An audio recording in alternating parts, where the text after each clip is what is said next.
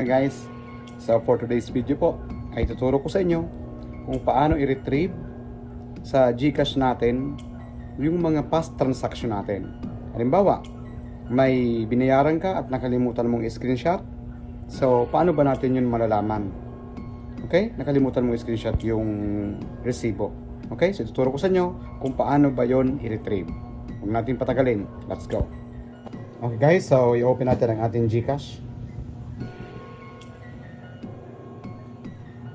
Okay? Then ilagay natin ang ating PIN code. Okay? So, saan ba natin makikita yung past transaction natin? Yung mga kung ilang buwan na, pwedeng eksaktong date lang or kahit isang taon, pwede pa natin makita yung mga past transaction natin. So, i-click lamang po natin itong transaction sa baba. Ayan. Okay? So, kung makikita nyo, ang mga transaction natin ay yung within ngayon lang na araw. So, ang dami kong transaction. Ayan. So, ang gagawin natin ay ito. Scroll down lang natin. Then, request transaction history. Yun. So, ngayon, ang nakalagay dyan ay select option, select a date, start date, or select an end date. So, ang gagawin natin ay, kung halimbawa, past 7 days ang gusto mong makita, i-click mo lang po itong last 7 days. Kung halimbawa naman last 30 days, click mo lang yan.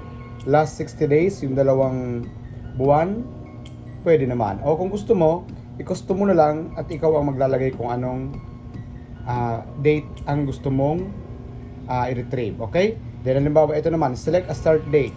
So ilalagay mo dyan, halimbawa noong May 10. So ayan, May 10. Tapos hanggang May 17. So yan. I-click mo lang ganyan. Yung taon lang to. Then, ilagay mo lang dyan submit request. Okay guys? So nakalagay request successful. So, click OK. Okay, so saan ba natin yun makikita? Ngayon guys, back muna tayo. Okay?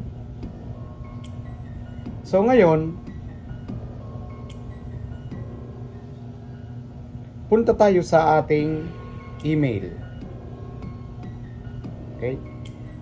Dapat alam mo kung anong email ang ginamit mo nung mag-register ka sa yung GCash. Okay? Nandun sa, eto na siya. Guys, eto yan. So, ito yung GCash natin. So, yan. Yan, nakalagay May 10 to May 18. Ayan yung natin kanina. Okay? So, eto na siya guys. Ayan. Ito. So, i-click lang natin ang arrow down. Okay?